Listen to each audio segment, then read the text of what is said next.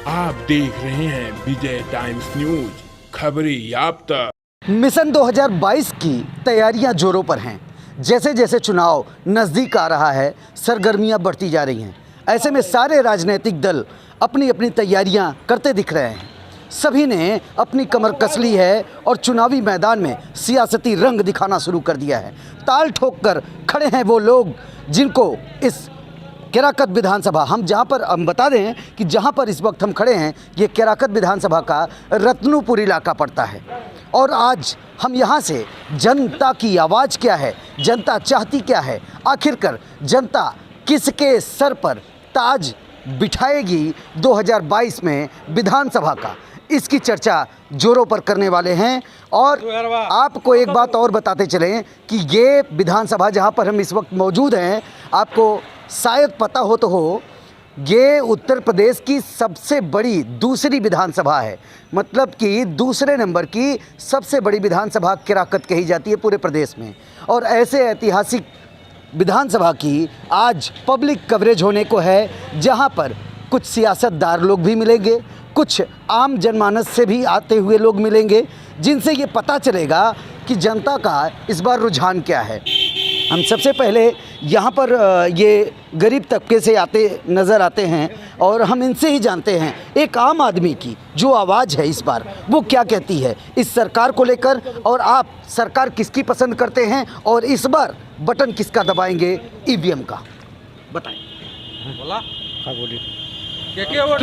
किसको वोटिंग करेंगे इस बार, किसकी लहर है, कौन जीत रहा है, भाजपा, सपा, बसपा, कांग्रेस, कौन? अब क्योंकि हम बताएंगे ये नहीं बता पा रहे हैं। हम आपसे जानना चाहेंगे, ये यहाँ पर जो है अधेड़ उम्र के बुजुर्ग व्यक्ति कहे जाएंगे, ये यहाँ पर मौजूद हैं। शायद हमसे अच्छा तजुर्बा इनको भी होगा, क्योंकि हम भी एक नागरिक हैं इस देश के, हम भी कहीं ना कहीं वोट करते ही हैं।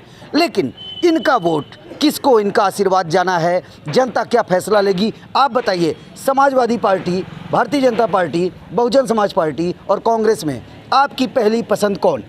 सपा। कारण जानना चाहेंगे क्यों? अच्छा काम, अच्छा विकास। क्यों पिछले साढ़े चार साल से भाजपा की सरकार चल रही है, उसमें क्या जनप्रतिनिधि जो यहाँ के विधायक हैं उन्होंने काम नहीं किया? बहुत, हम लोगों को जानकारी के अभाव में कुछ नहीं हुआ है। आपकी जानकारी के अभाव में कुछ नहीं हुआ ऐसा आप कह रहे हैं, लेकिन विधायक जी तो कुछ और कहते नज़र आ रहे हैं। वो तो कह रहे हैं कि मैंने 600 किलोमीटर सड़क बनाई अपनी विधानसभा में। यहाँ कोई सड़क नहीं बनाई गई है, हम लोगों की जानकारी में जो है यहाँ कोई सड़क नहीं बनाई गई। जो भी बनाई गई है सपा के गुलाब सरोज ही ने बनाया है। अच्छा। सबसे ज़्यादा विकास सपा के गुलाब सरोज ही ने किया है। किन मुद्दों पर वोटिंग करते हैं आप लोग? विकास पे। तो क्या पिछले 4-4.5 सालों का जो कार्यकाल भारतीय जनता पार्टी का रहा है, उसमें क्या विकास नहीं आया? नहीं, विकास हुआ ही नहीं न।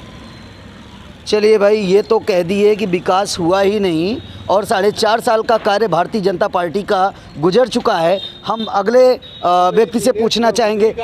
जी अंतिम हो जी। दिनेश चौधरी अदा अंतिम में हूँ। आपका शुभ नाम? सुरेंद्र सिंह। हाँ जी, क्या कहते हैं आप सिंह साहब, क्या कहते हैं? हम खेती करते हैं। कहते क्या हैं? कह रहे हैं कि दिनेश का इस बार सफाया अंतिम है। कारण जानना चाहूँगा। दिनेश चौधरी इतने बुरे व्यक्ति तो नहीं है, लेकिन आपके मुताबिक बुरे व्यक्ति क्यों हो गए? काम नहीं किए, बुरा हो गए। कोई ठेकेदारों लोग को चिन्ह लिए, हो गया। बस। मतलब कि ठेकेदारों को फायदा उन्होंने पहुंचाया, आम जनमानस को नहीं। जनता को क्या पहुंचाया? कुछ नहीं पहुंचाया। क्या कुछ नहीं पहुंचाया। क्या किए हैं हमारे क्षेत्र में? कुछ भी नहीं किए हैं। जो उन्होंने कहा है कि इतना रोड बनवाया, इतना सब कुछ किया, कुछ नहीं। कहाँ है? क्षेत्र में आना उनका होता है कि नहीं, इस पर भी हम जवाब लेंगे जनता से। एक बार 2 बार कई बड़मनी के यहाँ आगे तो हो गया। सिर्फ बड़मनइयों का ही बात है, सिर्फ बड़मनइयों के यहाँ ही बात है, और गरीब लोग नहीं हैं, और लोग नहीं हैं। गरीब की बात जहाँ तक के लोग सड़कों पर बार बार उतर रहे हैं, इससे क्या समझते हैं आप? मेन महंगाई है, महंगाई सबसे बड़ा मुद्दा है। और हम लोग ने दिनेश चौधरी को वोट दिया अगली बार, हमारा एक भी काम नहीं किया, न तो कभी मुँह दिखाने इधर आया हमारे समाज में। हमारे समाज का एक ऐसा है, जगह है, फंसा है पूरा गांव का, आज तक वो कभी मुँह दिखाने नहीं आया, क्योंकि हम लोग हमेशा रिपोर्ट भेजे, सब कुछ भेजे, आज तक वो आया नहीं। शुभ नाम आपका? मदन विश्वकर्मा। मदन विश्वकर्मा जी, मतलब कि ये नाराजगी कह रही है कि विधायक जी क्षेत्र में नहीं आते, क्षेत्र को ध्यान नहीं देते। एक नहीं, दो नहीं, तीन नहीं, चार लोगों ने ऐसी बात कही है। किसी ने महंगाई को मुद्दा बताया है, तो किसी ने कहा कि विधायक जी का आना नहीं होता, हमारी कोई शुद्धि नहीं लेते। अब यहाँ पर एक समाजवादी पार्टी के नेताजी लगते हैं और नेताजी से हम जानना चाहेंगे, नेताजी इस बार आपकी तैयारी क्या है? हम मिशन 2022 पे हम लोग काम कर रहे हैं और 351 प्लस हमारे राष्ट्रीय अध्यक्ष जी का मिशन है कि 351 प्लस सीट हम जीतेंगे और 351 में किरागत की भी लाइन उसमें रहेगी और किरागत से समाजवादी पार्टी का प्रत्याशी घोषित हो चुका है, जिसका शुभ नाम है आदरणीय अखिलेश यादव। हम लोग के प्रत्याशी सिर्फ अखिलेश यादव हैं। एक ही चेहरा है जो बेदाग है। हम लोग जुमलेबाज नहीं हैं। हम लोगों ने नहर में पानी दिए तो नहर में पानी दिए, हम दवाई दिए, हम पढ़ाई दिए, हम लैपटॉप दिए, हम बेरोजगारों को भत्ता दिए, महिलाओं को कन्या विद्या धन दिए। हम लोगों ने जो जनता से वादा 2012 में किया था उसको हमने 17 तक पूरा किया। इस सरकार ने न 15 लाख दिया, इस सरकार ने 2 करोड़ रोजगार देने के बाद कोई किसी को रोजगार नहीं दिया। ये सरकार न नहर में पानी दिया। हाँ, एक चीज़ दिया इस सरकार ने, किसानों के खेत को परती कर दिया। ये सरकार किसानों का खेत आज परती है और किसानों को खेत को कौन चल रहा है। जैसे हमारी 100 नंबर खड़ी है जनता के भला के लिए, हमारी 100 नंबर खड़ी है जनता के परेशानी के लिए।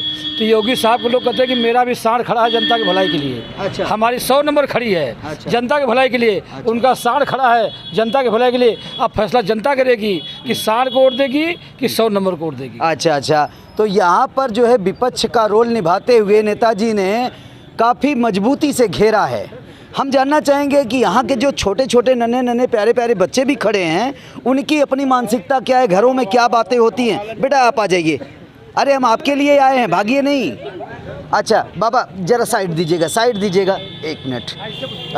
भाई साहब आप ज़रा आगे आइए। इस बार आप अपना नाम बताइए पहले। प्रमोद विश्वकर्मा। प्रमोद जी, आपसे हमारा सवाल है और सीधा सवाल है कि इस बार किसकी सरकार, और अगर वर्तमान सरकार से नाराज़ भी हैं तो बताइए किस बात पे नाराज़ हैं? अभी तो लॉकडाउन की वजह से काफ़ी दिक्कत हुई है, इस वजह से सपा सरकार ही ठीक रहेगी। क्या सपा सरकार में कोरोना नहीं आ सकता? पर इतना मतलब पब्लिक को कंट्रोल नहीं कर पाए ना। पब्लिक कंट्रोल नहीं कर पाए जी, गरीबों को बहुत तकलीफ हुआ है लॉकडाउन की वजह से। अच्छा, तो आपका इस बार अपना मानना, पहली पसंद क्या होगी? सपा सरकार। सपा सरकार जी। तो विश्वकर्मा जी ने तो यहाँ पर सपा को हरी झंडी देते हुए नजर आए। अब थोड़ा सा एक ब्रेक के लिए रुकेंगे।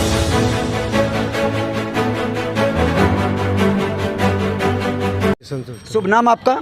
लौटन राम जी, लौटन राम। लौटन राम हमें बताएंगे कि अगर इस सरकार से उनको नाराज़गी है तो किस बात की है, और माननीय विधायक जी जो दिनेश चौधरी जी हैं यहाँ के, वो आप लोगों के बीच में कब आते हैं?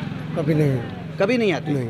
आज तक आपको विधानसभा के विधायक से कोई मतलब सहायता नहीं मिली? नहीं, कोई नहीं सहायता। अच्छा। सिंह साहब, कोई एक बार जरूरत फिर नहीं से? पड़ रही है। जी, क्या बोले? हम लोग को इन लोग से कोई ज़रूरत नहीं पड़ती। आएंगे नहीं तो हम लोग जाएंगे क्यों उनके लिए? उनके यहाँ जौनपुर जाएं। ऐसा तो नहीं है कि समाजवादी पार्टी के लोग यहाँ पर मौजूद हैं इसके लिए? नहीं, आपकी बार अगले बार हम दिनेश को वोट दिए थे। अगले बार हम मोदी को वोट दिए थे। क्या बात कर रहे अच्छा, हो? आपने मोदी जी को वोट किया दिया था? है। इस बार मोदी जी को भी उनको दिए हैं, दिनेश को।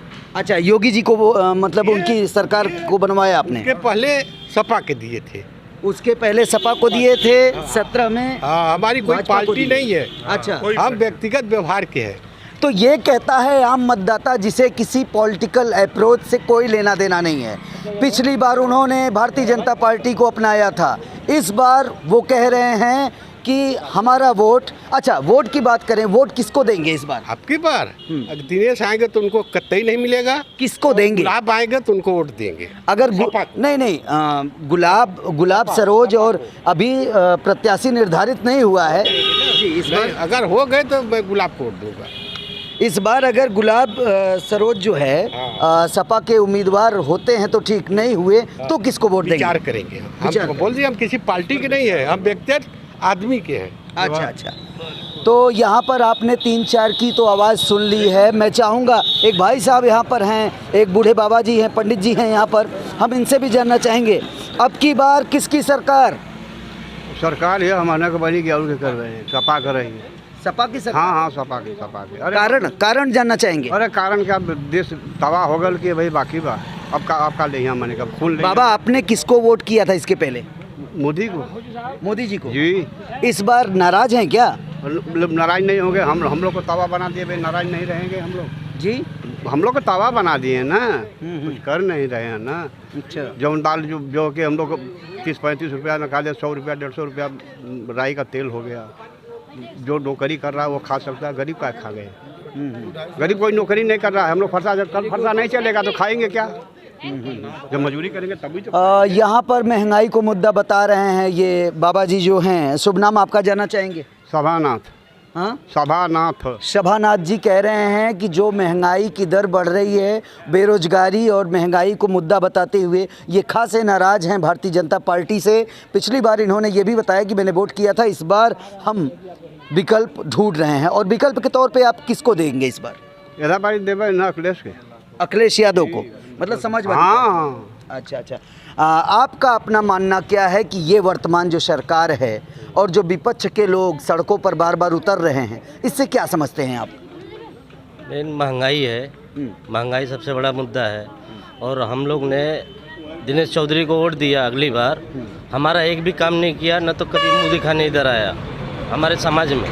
हमारे समाज का एक ऐसा है, जगह है, फंसा है पूरा गाँव का, आज तक वो कभी मुंह दिखाने नहीं आया, क्योंकि हम लोग हमेशा रिपोर्ट भेजे, सब कुछ भेजे, आज तक वो आया नहीं। शुभ नाम आपका? मदन विश्वकर्मा। मदन विश्वकर्मा जी। मतलब कि ये नाराजगी कह रही है कि विधायक जी क्षेत्र में नहीं आते, क्षेत्र को ध्यान नहीं देते। एक नहीं, दो नहीं, तीन नहीं, चार लोगों ने ऐसी बात कही है। किसी ने महंगाई को मुद्दा बताया है तो किस